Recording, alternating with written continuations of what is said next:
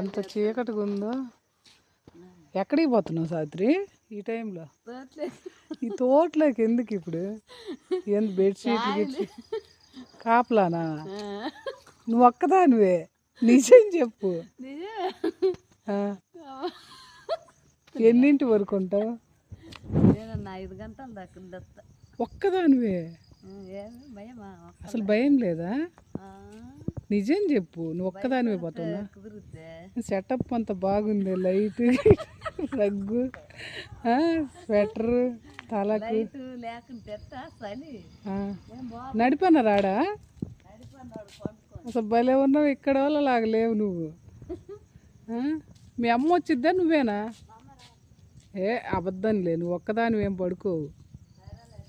నిజం చెప్పు. సరే బాయ్. సరే బాయ్.